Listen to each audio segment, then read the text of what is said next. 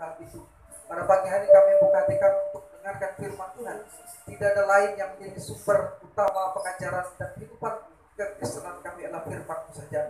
Allah berbicara kepada kami, Roh Kudus menerangi hati dan pikiran kami, sehingga kami mengerti tentang firman Tuhan.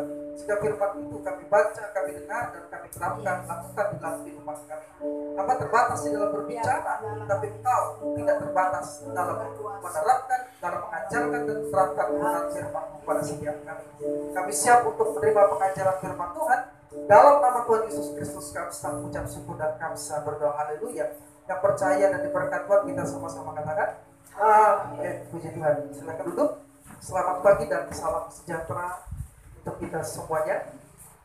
Bapak Ibu dan saudara-saudara dikasihi oleh Tuhan, saya minggu kemarin sudah mengingatkan kepada kita dan juga mengajarkan kepada kita tentang hal-hal yang seringkali ditanyakan kepada kita sebagai orang yang percaya, dan jangan sampai kita sebagai orang yang percaya tidak bisa menjawab pertanyaan-pertanyaan yang diberikan kepada kita. Minggu kemarin kita berbicara tentang siapakah Yesus. Hari ini saya akan mengulangi apa yang pernah saya ajarkan tentang apa Alkitab itu. Kenapa saya harus mengulang ini, saudara? Pertama, pengulangan itu penting sekali. Di dalam pendidikan, pengulangan itu penting. Dengan mengulang kita bisa mengingat dengan lebih baik. Dan itu tidak hanya berdasarkan ilmu pendidikan, tetapi di dalam Alkitab, ulangan pasal yang ke-6, di dalam ulangan pasal yang ke-6 ayat yang ke-4, ketika Musa berbicara kepada orang Israel, Tuhan berbicara melalui Musa kepada orang Israel, dengarlah hai orang Israel, Tuhan itu esa. Kasihlah Tuhan Allahmu dengan segenap hatimu, dengan segenap jiwamu, dan dengan segenap kekuatanmu.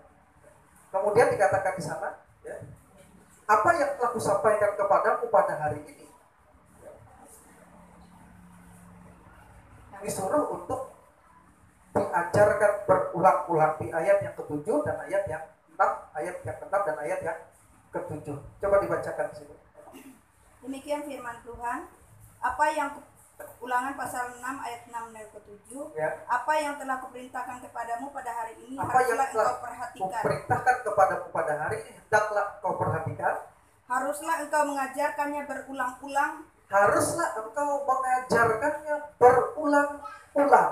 Kepada anak-anakmu dan membicarakannya. Kepada anak-anakmu dan membicarakannya. Apabila engkau duduk di rumahmu. Apabila engkau duduk di rumahmu. Apabila engkau sedang dalam perjalanan. Apabila engkau sedang dalam perjalanan. Apabila engkau berbaring. Apabila engkau berbaring. Dan apabila engkau bangun. Ya, dan apabila engkau bangun. Dah, gitu. Ya. Nah, jadi intinya begini. Salah satu cara pembelajaran sehingga kita mengingat hal itu adalah mengajarkan berulang-ulang. Yang kedua, kita manusia seringkali mempunyai satu titik di mana kita bisa melupakan sesuatu hal.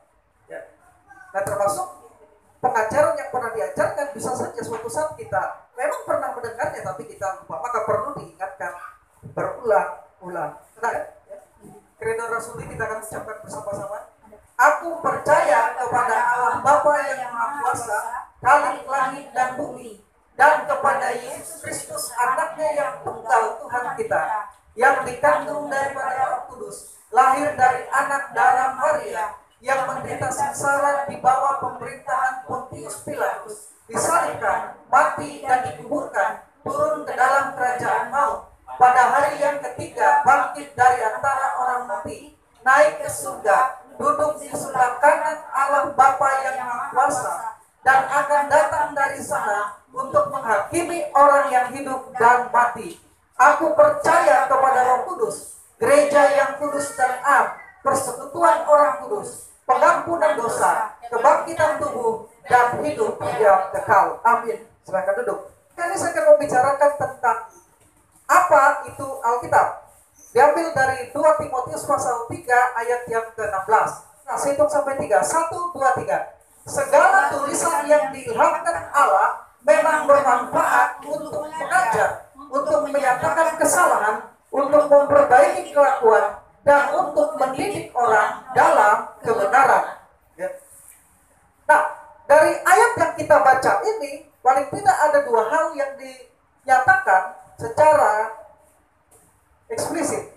Menurut ayat ini, Alkitab berasal dari Allah karena dihembuskan oleh nafas Allah. Nah, yang kedua, Alkitab berguna untuk mengajar, menegur, mengoreksi, dan melatih dalam kebenaran.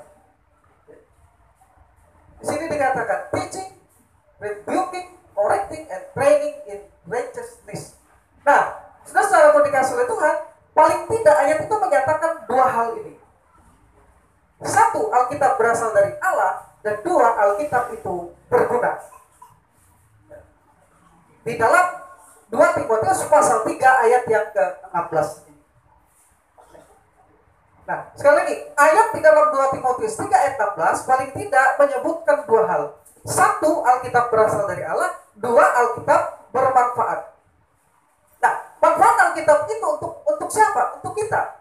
Ya. Mengajar, menegur, mengoreksi, dan melatih dalam kebenaran. Ya.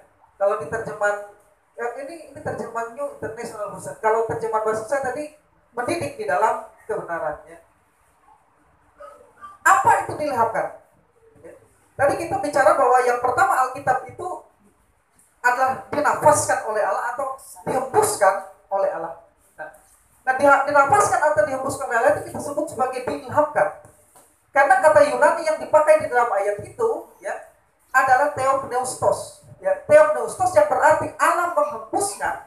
Nah, pengilhaman juga pada penulisan naskah-naskah asli Alkitab oleh para penulis pihak manusia dalam kontrol Roh Kudus. Nah, jadi naskah asli Alkitab itulah yang ketika pertama kali ditulis itu disebut naskah asli. Ya. Sekali lagi, nah naskah asli Alkitab ialah ketika pertama kali ditulis. Nah, ini sudah tidak ada lagi naskah asli itu. Naskah asli yang dihembuskan oleh Allah itu sudah tidak ada lagi. Jadi ketika kita bicara tentang pengilhaman, maka yang diilhamkan itu ialah naskah aslinya. Itu tidak ada lagi. Tapi masalahnya ialah ketika naskah asli tidak ada tuduhan bahwa Alkitab itu dipalsukan. Diubah dari yang naskah asli kepada salinan yang sudah diubah begitu ya. Disalin tapi diubah. Sebab itu pernyataannya ialah bahwa tidak lagi bicara tentang apakah naskah asli Alkitab itu ada. Ya. Pertanyaannya bukan itu. Karena semua agama dimanapun tidak punya naskah asli sudah. Karena mengingat bahan dari naskah asli itu tidak bisa bertahan. Nah sekarang pertanyaannya adalah apakah naskah salinan itu akurat? Nah itu yang penting. Ya. Nah kitab yang kita miliki sekarang ini menurut Profesor Norman L. Glaser 99,9% akurat.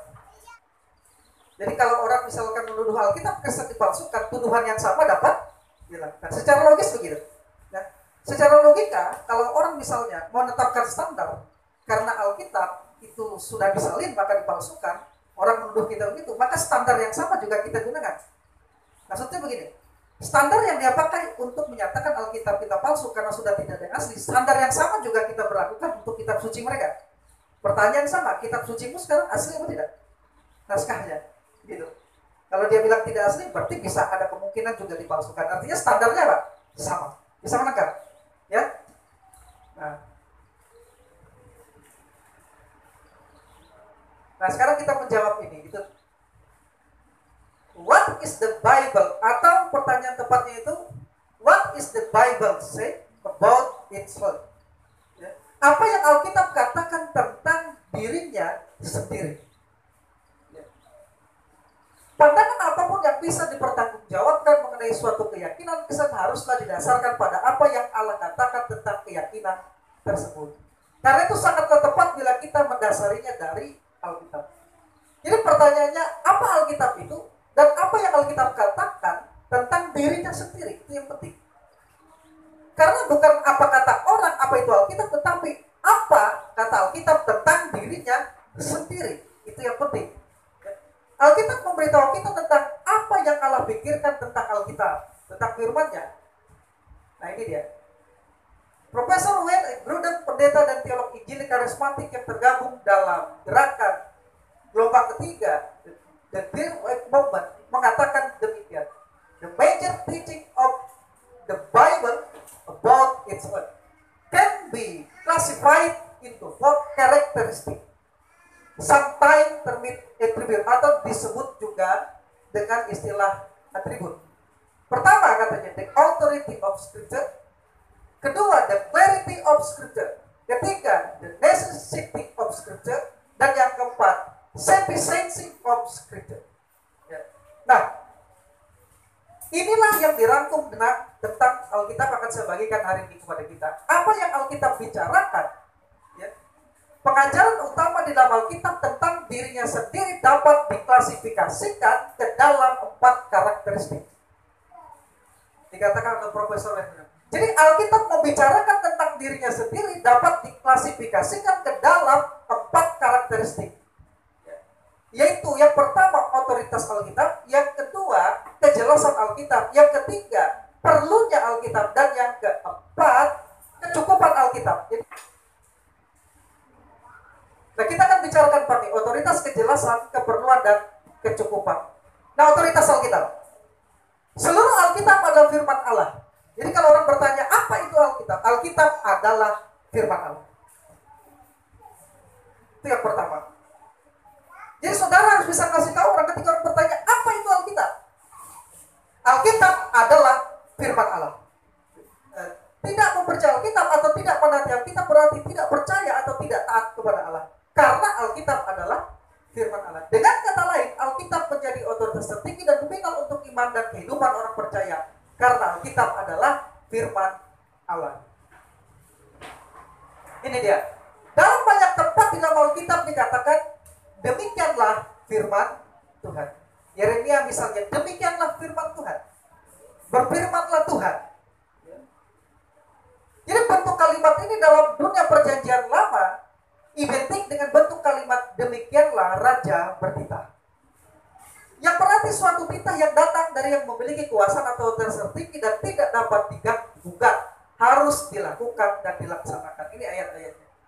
Dan dalam perjanjian baru ada beberapa ayat yang jelas menunjukkan bahwa tulisan dalam perjanjian lama adalah firman Allah. Misalnya 1 Timotius 3:16 tadi. Segala tulisan yang diilhamkan Allah atau dinapaskan Allah atau berasal dari Allah. Dalam 2 Petrus pasal 1 ayat 21. Kemudian di sana dikatakan, coba dibacakan di situ.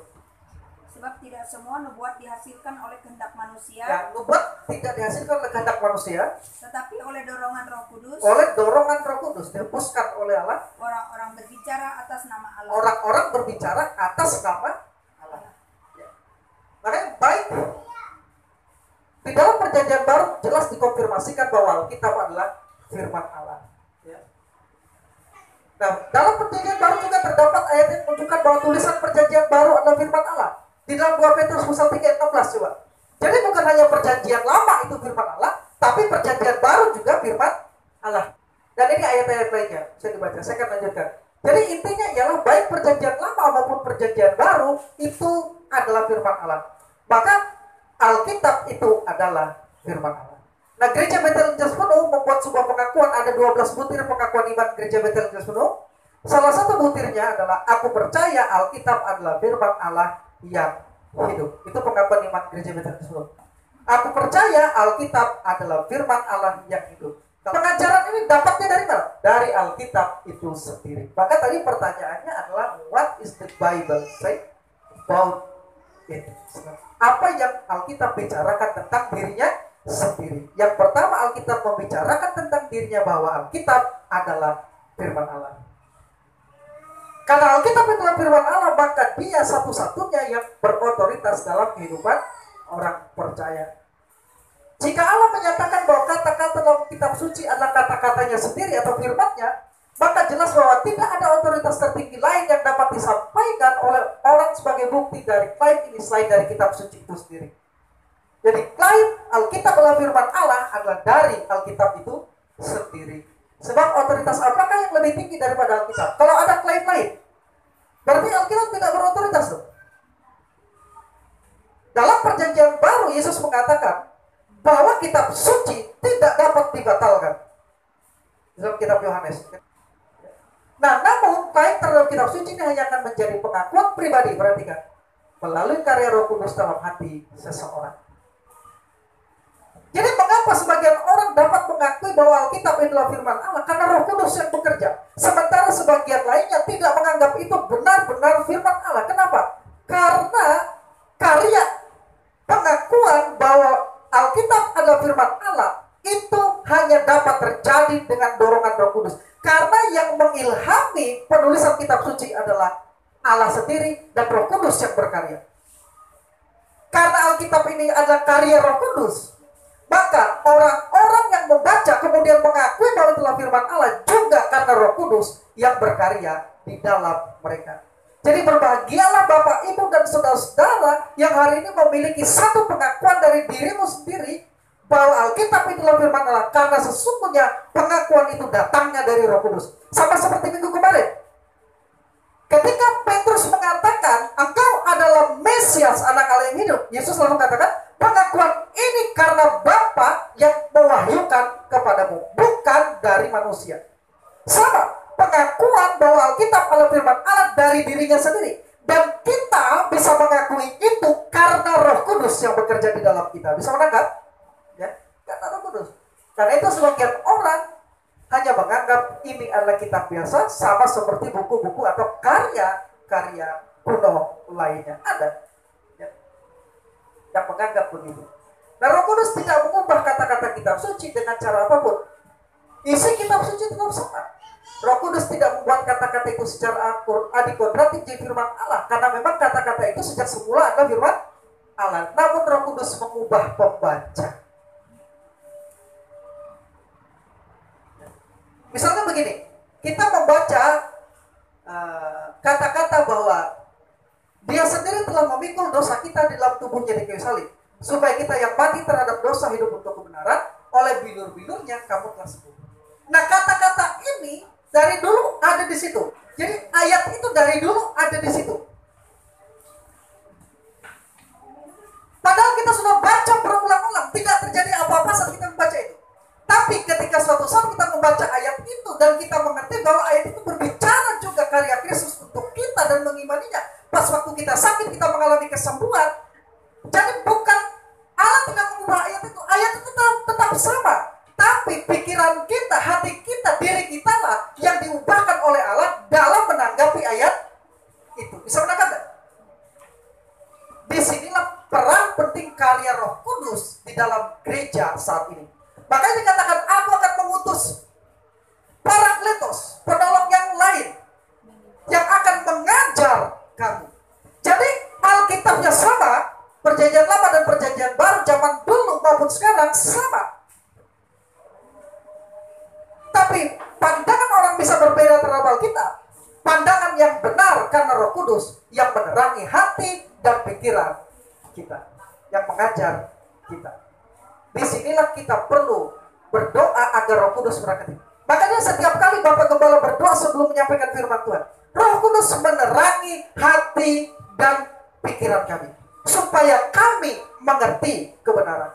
Karena pada dasarnya Alkitab itu tidak berubah, cuma disalin, diterjemahkan dalam bahasa-bahasa, tapi pengertiannya sama.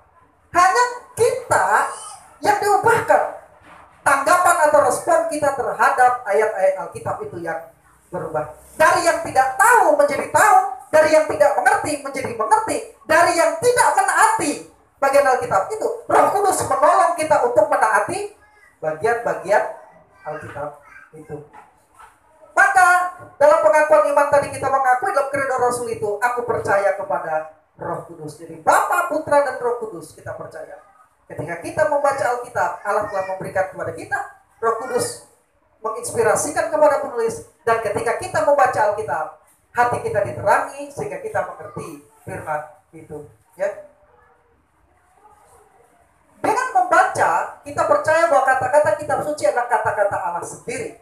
Sebagai kata-kata Allah sendiri, kata-kata dalam kitab suci lebih dari sekedar kebenaran. Kata-kata itu adalah kebenaran. Kata-kata itu merupakan ukuran terakhir yang dengannya semua yang dianggap kebenaran diukur. Karena itu segala sesuatu yang sesuai dengan kitab suci dianggap adalah benar, dan segala sesuatu yang tidak selaras dengan kitab suci adalah tidak benar. Itu namanya Alkitab final sebagai otoritas tertinggi. Apapun di dalam kehidupan kita harus diuji berdasarkan kebenaran firman Tuhan. Kalau tidak sesuai dengan kebenaran firman Tuhan, berarti bukanlah kebenaran. Kalau dia tidak bertentangan dengan firman Tuhan, sekalipun tidak tertulis dalam firman Tuhan, maka kita bisa menganggapnya kebenaran.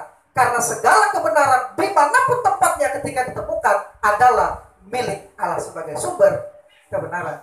Nah sekarang kejelasan.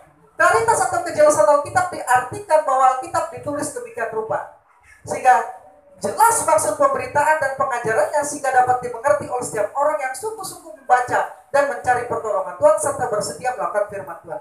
Alkitab itu ketika kita baca sudah cukup jelas di situ. Ya. Ada banyak bagian-bagian Alkitab yang begitu jelas ketimbang yang tidak jelas. Tapi masalahnya seringkali yang tidak jelas ini yang dibesar-besarkan dan dipermasalahkan. Padahal yang tidak jelas ini kalau kita tanyakan kepada yang lain, kepada yang sudah lebih dulu belajar Alkitab, akan menjadi jelas bagi kita. Tapi pada dasarnya karena Allah mengkomunikasikan dirinya dengan bahasa yang dapat dipahami, maka seharusnya Alkitab dapat kita pahami. Tapi masalahnya ada di mana? Masalahnya ialah gap bahasa dan gap budaya. Alkitab ditulis kurang lebih 1400 tahun yang lalu. Paling mudah. Dan Alkitab yang tua lebih dari 2600 tahun yang lalu usianya. Itu berarti kita mempunyai gap bahasa, gap budaya, dan lain sebagainya. Karena itu untuk mempelajari Alkitab, maka para ahli bahasa menerjemahkan Alkitab itu. Salah satunya ialah supaya Alkitab dalam bahasa kuno ini dapat dibaca oleh kita.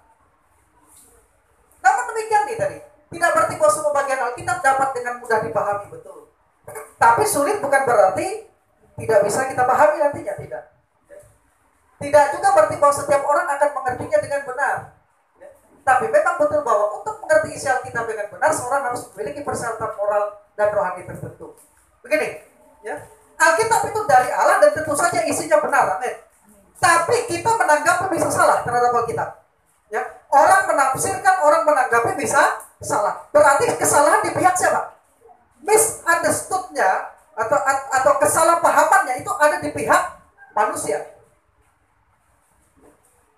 Alkitab itu sendiri benar, tidak ada salah di dalamnya. Tapi ketika orang membaca Alkitab dan mulai menafsirkannya, seringkali ada yang keliru di sana. Nah, kekeliruan itu bukan dari pihak Allah atau di dalam Alkitab itu sendiri, tapi dari pihak kita.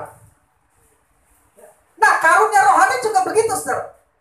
Jadi ada orang yang melihat ketika terjadi praktek salah terhadap karunia rohani, seakan-akan karunia rohani itu jahat atau tidak baik.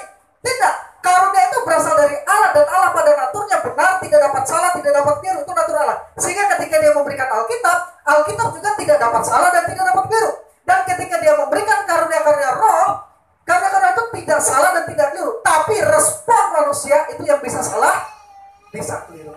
Karena manusia memiliki natur salah dan bisa keliru, ya. Jadi bisa menangkap ya. Jadi kalau orang bertanya, kok ada banyak pertengkaran tentang isi Alkitab? Tentunya Alkitab itu ada salah, maka jawabannya adalah apa? Kesalahan bukan pada Alkitab, tapi pada pihak manusia yang meresponi isi Alkitab. Itu. Ya. Jadi jangan menggunakan banyaknya perbedaan tafsiran A dengan tafsiran B, lalu Alkitab salah. Ya. Bukan begitu. Alkitab itu benar, tapi karena kita responnya ya, mempunyai beberapa miss di dalamnya, entah itu gap budaya, gap bahasa, akhirnya terjadi perbedaan-perbedaan. Nah, saya sengaja mengajarkan ini supaya kita mengerti, karena di luar sana sering mendengar, kenapa ya pendeta A tafsirannya, pendeta B, ya tafsiran bisa berbeda, dan pasti ada yang salah dari tafsiran itu. Tapi jangan menggunakan kesalahan tafsiran itu untuk menyatakan Alkitab salah. Bisa menangkap ya? Alkitab berasal dari Allah, adalah firman Allah, tidak mungkin salah. Tapi respon kita, tanggapan kita terhadap firman Allah bisa saja, mungkin saja salah. Ya, sudah jelas di situ ya. Karena itu harus ada persyaratan tertentu untuk menafsirkan bagian-bagian Alkitab yang sulit itu. Nah, sekarang yang ketiga, perlunya Alkitab. Ya. Tanpa Alkitab kita tidak dapat mengetahui dengan jelas tentang Allah, tentang kita dan tentang ciptaan permintaan lainnya serta kehendak Allah bagi kita. Karena itu perlu bagi kita untuk membaca Alkitab dan meminta orang lain menjelaskan bagi kita, agar kita dapat mengenal Allah, mengenal diri kita, dan mengerti kehendaknya. Memang Alkitab mengatakan dari ciptaan dalam Roma pasal 1, orang dapat seharusnya melihat kemuliaan Allah, tapi masih samar-samar. Makanya Allah harus mewahyukan dirinya, menyatakan dirinya berulang-ulang. Ibrani pasal 1 ayat 3. Setelah Allah menyatakan dirinya berulang-ulang melalui para nabi, maka pada akhir zaman dia menyatakan dirinya melalui anaknya. Ibrani pasal 1 ayat 3. Jadi Yesus adalah pernyataan Allah yang jelas. Karena Allah adalah roh yang tidak terlihat. Dan apa yang Yesus ajarkan, dan apa yang Yesus sampaikan, dia mengkonfirmasi perjanjian lama bahwa perjanjian lama itu benar. Kemudian dia mengajarkan hal-hal yang baru kepada murid-muridnya tanpa kontradiksi dengan perjanjian lama. Murid-murid ini kemudian mengajarkannya kepada yang lain, kemudian menuliskannya, menyusunnya menjadi kitab perjanjian baru. Itulah firman Allah yang kita terima hari ini. Allah menyatakan dirinya dalam perjanjian lama, Allah menyatakan dirinya dalam anaknya, dan menyatakan kehendaknya melalui rasul-rasul. Yang ditulis mereka, dirangkum mereka menjadi satu kitab yang kita kenal dengan Alkitab hari ini. Disitulah Allah dapat dikenali oleh kita. Allah masih tetap tidak terlihat. Allah masih tetap tidak terjangkau. Tapi Allah punya cara agar kita dapat menjangkau Dia dengan iman di dalam Yesus Kristus. Sehingga Allah yang tidak terlihat itu tetap dapat kita imani di dalam Yesus Kristus. Dan Yesus itu dikatakan di dalam Alkitab. Bisa dikatakan Kristus adalah sentralitas dari Alkitab, keselamatan di dalam Kristus. Nah, jadi ada hal-hal tidak jelas, tapi kita perlu bertanya supaya jadi jelas. Nah, perlunya membaca Alkitab. Nah, ini dia. Berulang-ulang Bapak mengingatkan kepada kita semua, Bapak mengingatkan supaya baca Alkitab itu. Perlunya, karena manfaatnya tadi, kuasa firman Allah. Pada saat diterima dalam hati manusia melalui Roh Kudus membawa pengetahuan akan dosa, perlunya pertobatan. Firman Allah akhirnya membawa keselamatan dari Yesus Kristus dengan mempercayai namanya. Dari Alkitab kita tahu bahwa Yesus adalah juru selamat. Nah, yang kedua, mempelajari kita membawa pertumbuhan di dalam Kristus. Dengan membaca Alkitab kita dapat mengenal Allah, mengenal Kristus, dan mengenal rencana dan kehendak yang pada kita. Dengan tepat, dengan jelas dalam kehidupan manusia sehingga terjadi suatu perubahan. Yang berikutnya, firman Allah menolong pada masa kesulitan. Memberi kekuatan dalam pencobaan, memberi fokus akan tujuan dan hidup kita. Yesus ketika dicobai, dia menggunakan firman Allah dan menunjukkan bagaimana Allah selalu bekerja untuk mendatangkan kebaikan kepada anak-anaknya. Selanjutnya ayat yang kita baca tadi, 2 Timotius pasal 3 ayat 16-17 tadi, Alkitab bermanfaat untuk mengajar kita, menunjukkan kesalahan kita, ya, rebooking tadi, kemudian memperbaiki kelakuan kita, korektif, mendidik kita di dalam kebenaran, melatih kita untuk melakukan yang benar. Itu manfaat dari Alkitab. Nah, yang terakhir, kecukupan Alkitab. Kecukupan Alkitab berarti bahwa Alkitab berisi semua firman Allah yang diperlukan orang percaya untuk keselamatannya. Jelas. Semua sudah ada di dalam Alkitab. Bagaimana cara kita selamat dan bagaimana kita mengisi keselamatan kita ada dalam Alkitab. Dan untuk hidup dalam keselamatan, sehingga tidak diperlukan lagi tambahan pernyataan lain di luar Alkitab yang setara dengan Alkitab. Tidak perlu ada kitab lain.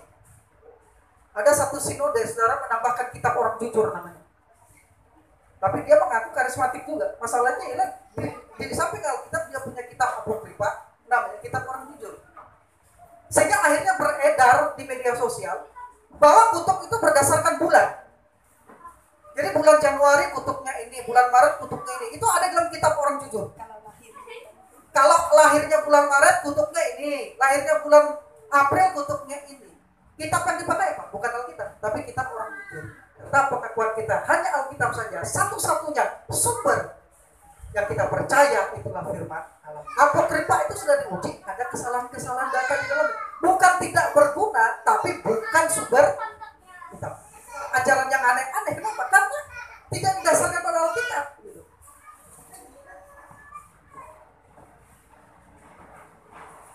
Jadi orang itu harus dipatahkan kutubnya berdasarkan bulannya. Waduh, saya pikir sama seperti ajaran orang luar. Ya. Yesus telah mati di atas kayu salib satu kali untuk selamanya untuk menanggung kutuk suruh kutuk hukum Taurat. Hanya dengan percaya kepada Yesus saja suruh kutuk itu sudah dipatahkan. Pengetahuan apapun yang kita miliki tentang kutuk, jika kita tidak percaya pada kematian Yesus, tidak akan terjadi apa-apa atas kita. Karena itu firman Tuhan itu tidak pernah berubah mengatakan Yesus telah menanggung kutuk kita, tapi respon kita harus berubah. Respon kita tadi tidak percaya bahwa Yesus telah menanggung kutuk, sekarang kita rubah. Respon kita percaya Dia telah menanggung kutuk itu. Berarti bukan kitabnya yang beda, tapi respon kita loh yang beda terhadap pernyataan Alkitab itu. Nah, ini sudah saya jelaskan tadi sedikit ya, tidak akan saya jelaskan. Yang terakhir, mengapa Alkitab itu cukup bagi kita? Karena Alkitab berasal dari Allah. Dan Allah memberikan sesuatu yang cukup bagi kita. Karena Allah pada naturnya tidak dapat salah ya, dan tidak dapat keliru, maka Alkitab juga inheran tidak dapat keliru dan juga tidak dapat melakukan kesalahan Alkitab. Tapi kalau ada kesalahan tadi, namanya pada respon siapa? Manusia. Ingat ya. Jadi kalau saudara menemukan ada pendeta A, pendeta B atau orang Kristen A, orang Kristen B membaca satu ayat Alkitab tapi beda. Jadi masalahnya bukan di isi Alkitab, tapi masalahnya di mana? Orangnya. Bisa jadi dua pernyataan itu benar, tapi bersifat bukan kontradiktif, ya. Tetapi paradoksi. Bisa jadi salah satu benar, salah satunya salah. Tapi Alkitab sendiri tidak salah di dalamnya. Ya. Nah, Alkitab dapat dipercaya. Karena Alkitab tidak dapat salah dan bebas dari kesalahan, maka Alkitab dapat dipercayai. Satu-satu yang dapat dipercaya sudah lulus ujian arkeologi, ujian filologi, ya. Bahkan ujian waktu dipercayai sepanjang sejarah adalah Alkitab. Ya.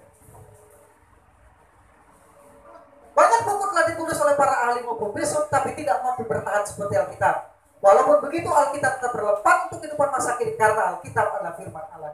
Jadi pertanyaannya, what is the Bible? Maka kita katakan Alkitab adalah firman Allah yang hidup.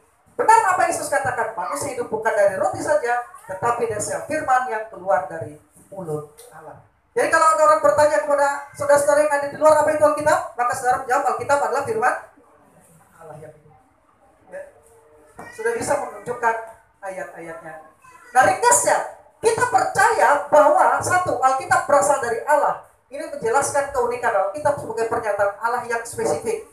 Dua, Alkitab dipercaya dan diakui sebagai yang berotoritas mutlak. Ini dikaitkan dengan dapat dipercayanya Alkitab tanpa salah dan tanpa keliru. Dan yang ketiga, semua ajaran dan perilaku Kristen tunduk kepada otoritas Alkitab. Artinya semua ajaran dan perilaku gereja secara umum dan orang Kristen secara khusus harus tunduk pada otoritas Alkitab. Jadi bukan hanya ajaran kita, tapi perilaku juga harus tunduk pada Alkitab. Sekarang ramai ajaran Wednesday Pentekostal. Saya ditanya oleh mahasiswa S2 saya kemarin sore, Pak, karena mereka saya minta membedah buku apologetika karismatik. Ya, dan diskusi tentang Trinitas. Mereka bertanya, Pak, kalau menurut Joshua Teguh itu, Pak, kita harus membaptis dalam nama Yesus Kristus saja. Ada di kitab Kisah Rasul pasal 16 katanya. Ya. Lalu saya jelaskan. Ya. Itu narasi.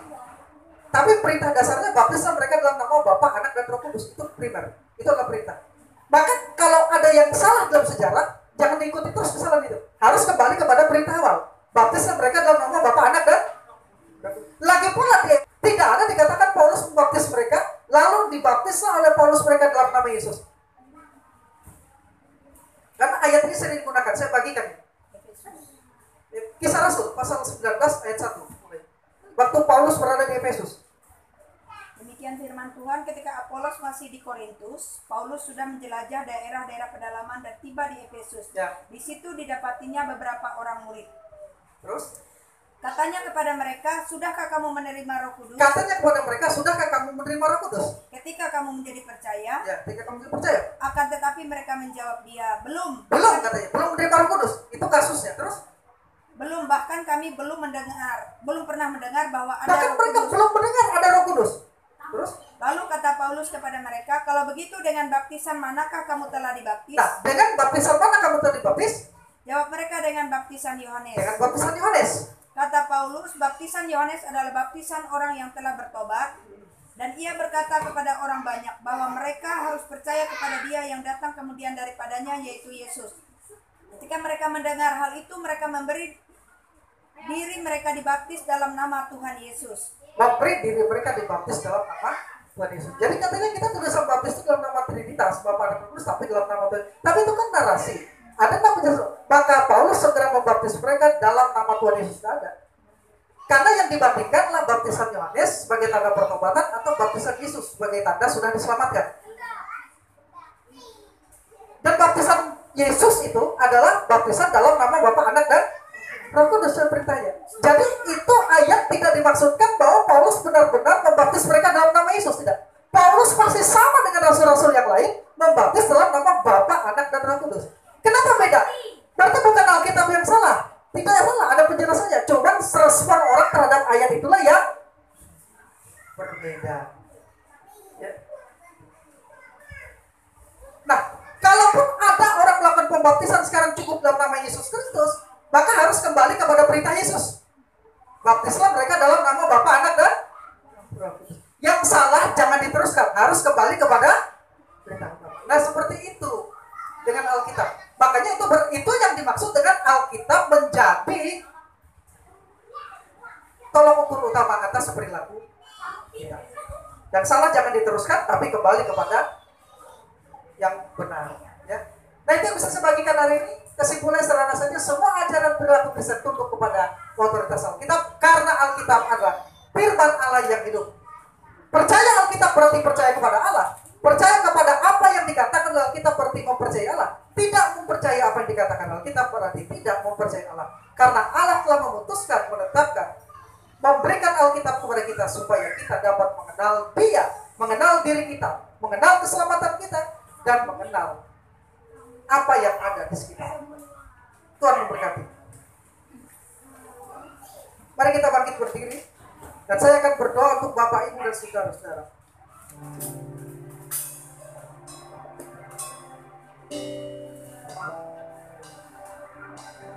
This is my desire.